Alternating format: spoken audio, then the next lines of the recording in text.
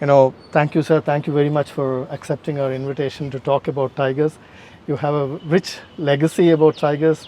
The Mysore state has a very rich legacy about preservation of wildlife. I'm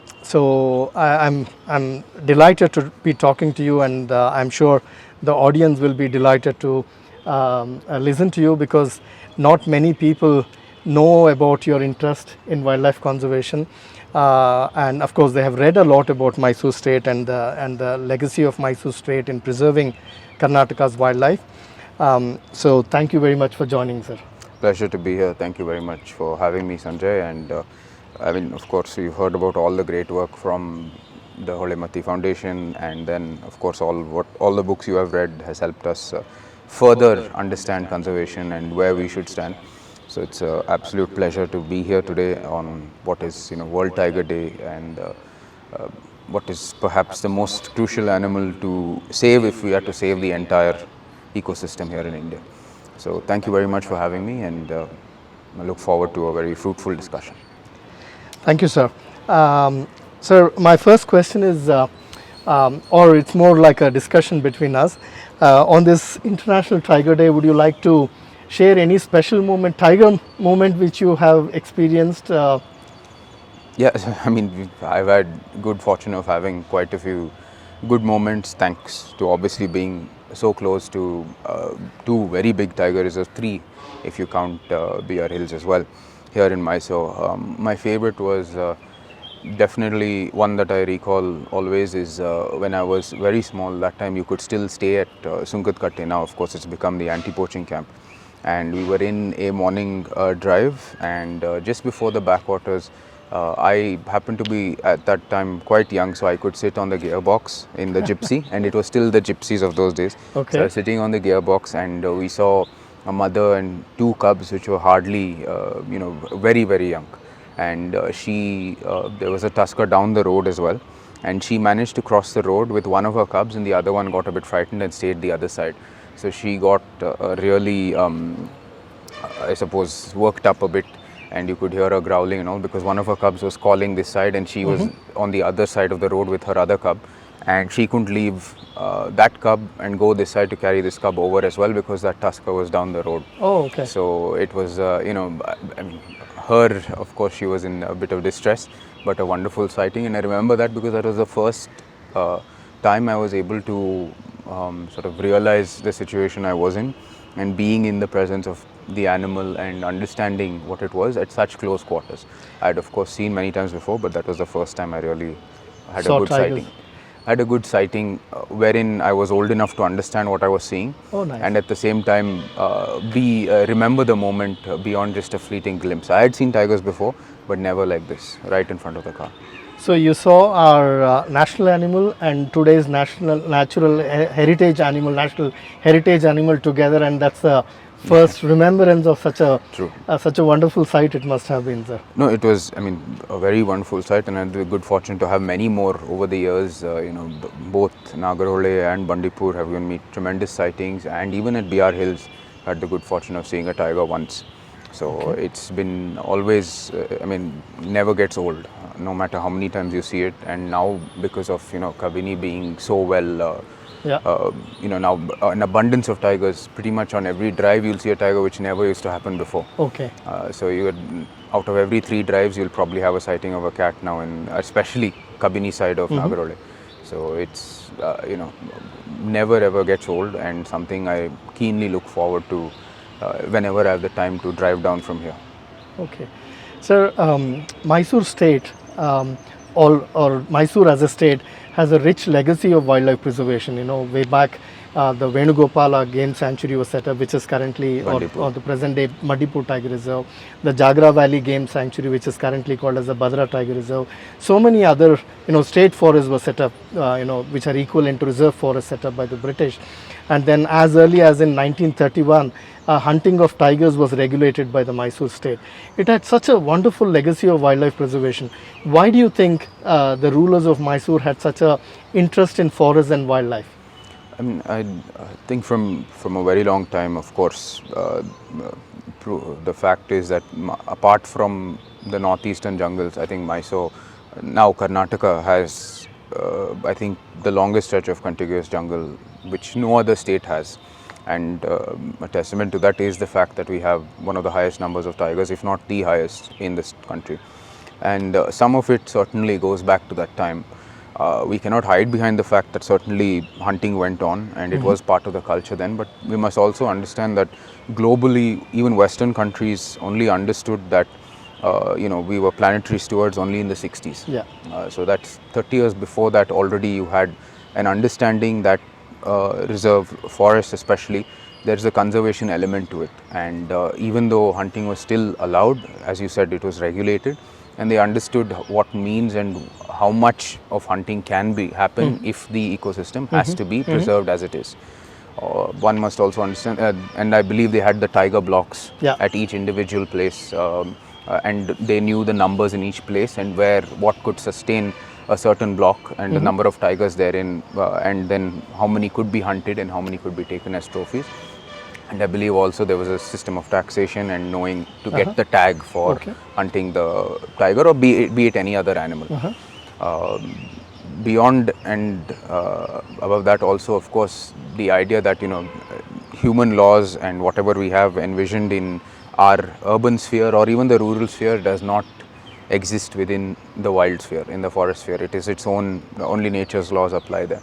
And so conserving and understanding that to a certain degree required maintenance of populations. At that time there was certainly a much higher population of tigers, and even nuisance animals had some the tags would be given out then to get rid of them as well.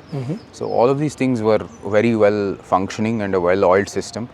We know from many records that plantation drives took over, and unlike in many cases today, there was actually planting of trees that were required and part of the ecosystem there. There was an understanding of what trees went into the system and what trees did not belong here. And when it came to animals and hunting of them, of course, it was very much regulated from 31, and even before that, I don't think there was active participation as high as other states in the north. Oh, wonderful. I'm sure when you said when you used the word nuisance animal, that was mostly conflict-prone species. Yeah, but nuisance in the sense, I mean, that would be their terminology at that time. Today, it would have been like it a more the terminology. I mean, a more sensitive terminology would be a conflict animal. Yeah. So the other thing which really impresses me about the state is the natural history records the palace has maintained, the Mysore state has maintained. So the archives of Mysore Palace has wonderful literature about, including about distribution of certain species. Like I remember the Mysore Wildlife Preservation Officer, Mr. Neelkant Rao, has documented the presence of nilgai, which is not which was not found in Karnataka till the last 1 year. It had gone locally extinct, but he mentions about it near Bandipura. So what do you think of that rich history which is available in the literature which is available? What do you think is the future of this kind of extraordinary literature available? It's certainly a record for us to look back upon when we chart our way forward. It's 200 to 300 years ago. The records from that time will certainly help us understand what was and what should be if we are to again repopulate or again see what our virgin forests were if we were to repopulate that. So certainly the tree species in that, and then what animals were present, especially those that can be relocated back, we can look into, such as the nilgai. You even had records in the mid 1800s that there were cheetahs here as well. So there were British East India Company records, I believe, that there were cheetahs here. So that, I mean, would be true considering, of course, how much grassland we have, which is now all agricultural land. But it points to the fact that we had a lot of flat grasslands in and around the hills and the Ghat sections beyond that. And it certainly would be very true that they were cheetahs as well. In the case of the nilgai, I remember, of course, seeing them in only in Banerghata and not beyond there, and it was only a sort of exotic for us being from Karnataka seeing them in the north, even though they are very common there, and absolutely you see them everywhere. Even if you're on a train, you'll see them.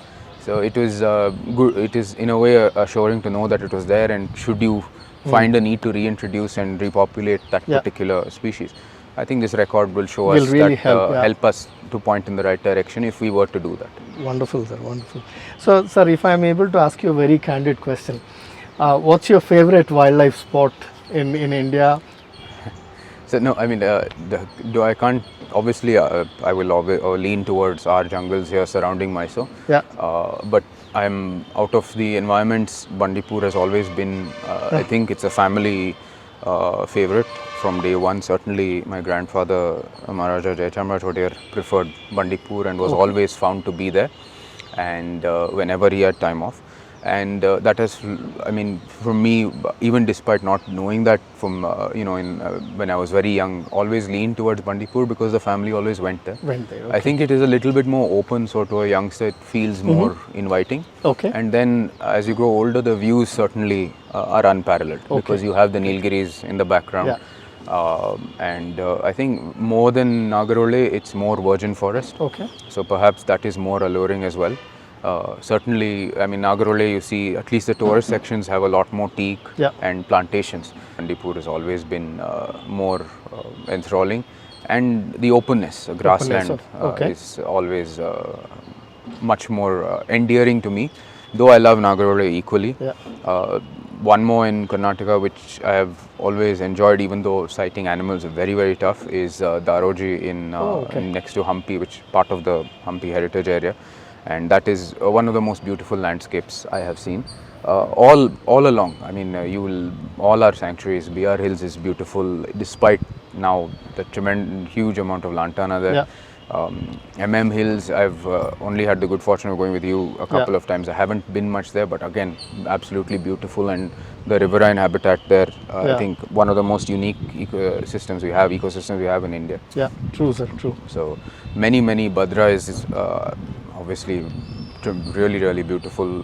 Brahmgiri, Kudremukh, all stunning sanctuaries. And then now I believe even Kali Tiger Reserve is one of the more pristine reserves there is now in Karnataka. So certainly leaning towards our southern ones, Karnataka Tiger Reserves. But if I haven't been to many in the north, but certainly if I had to point out one, it would be Kaziranga because of the rhinos, and then because of course the backdrop you have of the hills, or rather the mountains. Oh, wonderful, sir. So if I again poke you a little bit more, from my various discussions with you, I realize you like certain kinds of habitats. Do you like lush evergreen forest? Do you like dry grassland, dry habitats, or what do you like, sir? What do you like? So growing up here, surrounding Mysore is essentially dry grassland, and even Bangalore.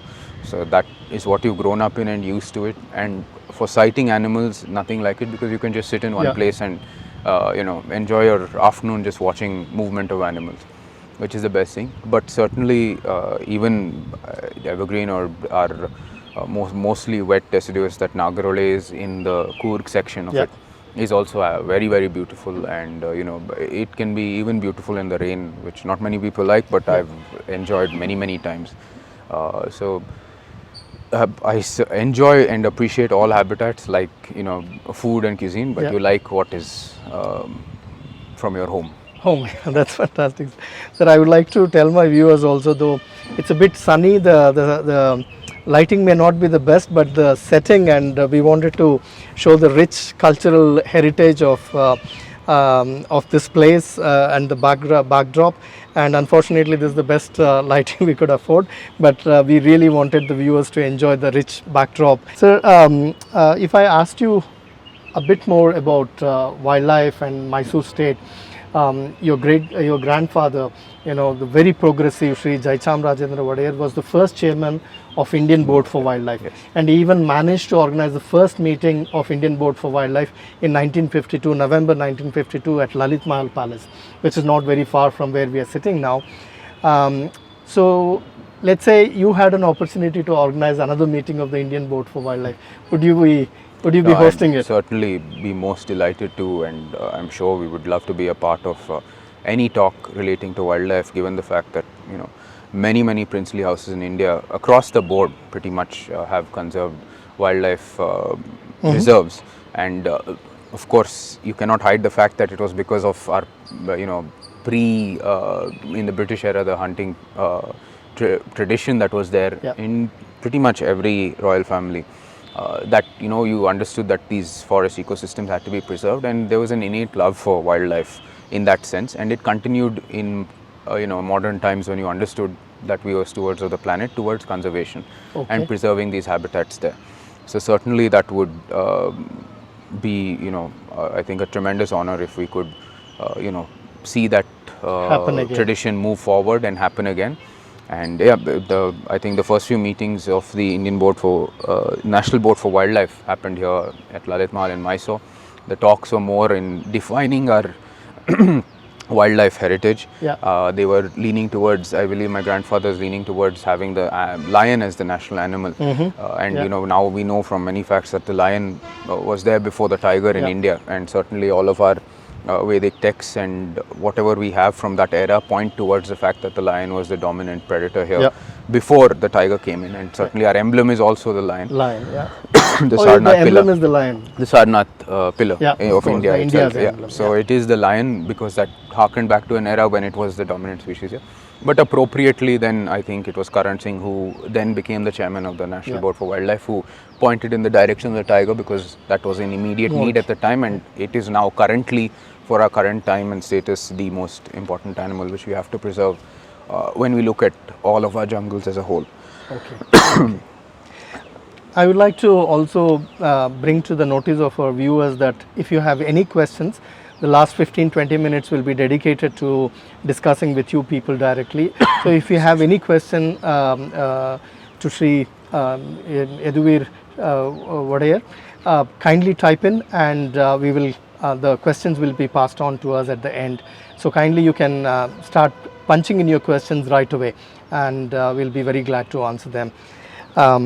Sir, moving on about the Indian Board for Wildlife. Today, if you are hosting the Indian Board for Wildlife, what would be your top 3 points for the agenda?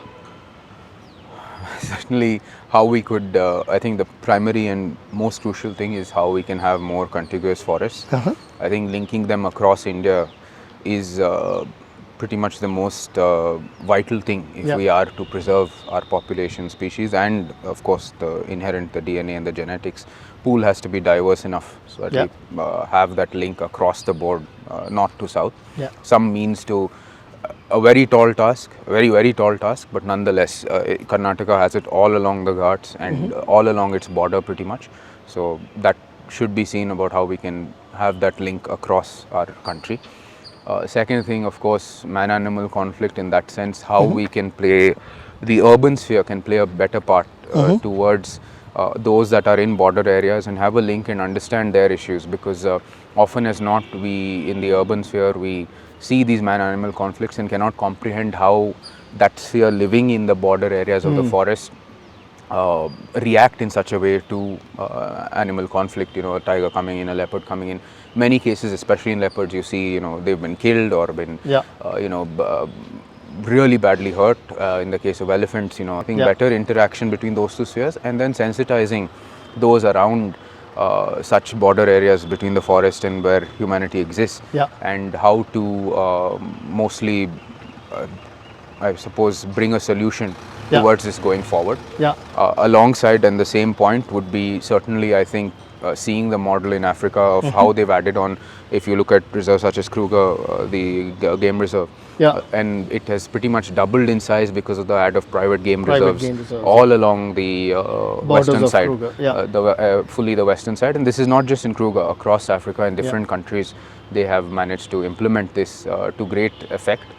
And one last thing, again, this is pertaining to our forests, certainly the removal of all the alien species, lantana, Nilgiri, many invasive, Bellari, the Jali, all of those invasive species that have come in, which are I think a huge threat, and then will aid, if you remove them for the time being at least, in reducing man-animal conflict, because there will be more space within the parks to move around and feed for the animals.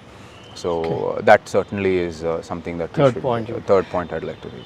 So if I got you right, your top 3 points for the Indian Board for Wildlife, if it was hosted in Mysuru by you, would be: one is landscape connectivity, the other one would be mitigating human-wildlife conflict, and the last one would be how do we deal with invasive floral species. Perhaps I'm sure you also meant faunal species. Even fauna as well. We the stray dog issue here, Yeah. which can be hugely damaging to, and even cattle coming in as well, Okay. can be very damaging to what is virgin forest, hasn't been exposed to, Yeah.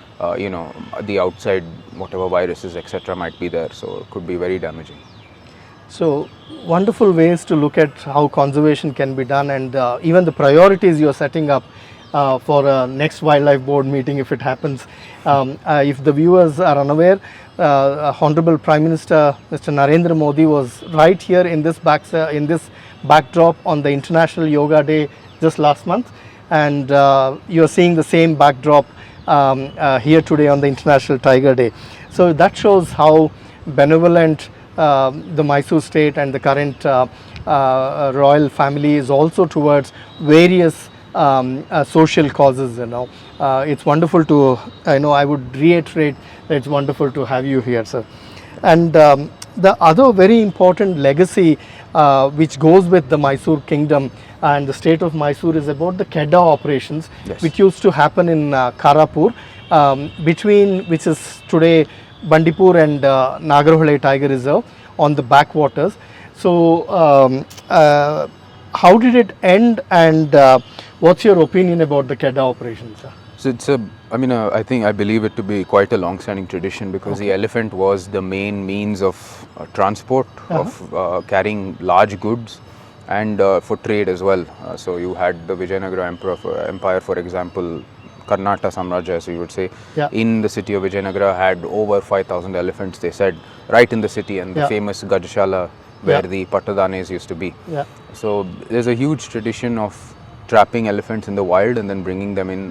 Rather, tradition would be a over simplification, but there used to be, that was the means by which you would procure this resource, essentially in those days what they believed it to be. And that tradition continued in Mysore.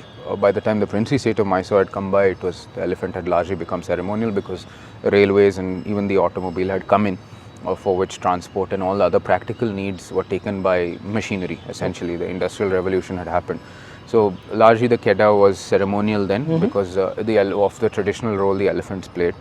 And it happened, of course, Karapur was very famously one of the locations. Even in Budipadga, there was the Kedda operations. Budipadga is in the BRT Tiger Reserve. And so many other locations were there where they would host the Kedda operations for capturing wild elephants to be used for the ceremonial purposes, and then even in the camps. So a lot of the forest work went on with the help of elephants. Okay. And so they even capturing, even to this day, if a man-eater is or designated a man-eater, it's the elephants that come into help. Play. Yeah. So that tradition went on, and of course it had to be stopped because no longer a requirement. And the population of elephants, and again the 60s we understood our role as planetary stewards, and our sort of past role of harnessing domesticating animals as a resource was now obsolete, and also we understood the fact that we aren't anymore in that's not the role we are going to play. We need to conserve them and let them be in the wild. So post the 60s, there weren't too many Kedda operations, and I believe the last was in Madhya Pradesh. That happened in the 80s. That was the last operation I believe to have happened. So no more Kedda, obviously, because not required anymore. And for our ceremonial purposes, the state has the old elephant camps, which breed elephants, which continue to be domesticated and used for domestic purposes. Remain relevant as much as you want to say the Sampradaya or the Parampara is written in stone. Elements of it which are interchangeable will always change with the times, and certainly in the case of the elephant, this is what has happened. It still plays a very important role in Dasara, carrying the golden howdah and our now Chamundeshwari Devi in for the Vijayatre which happens, or the Jambu Savari that happens now.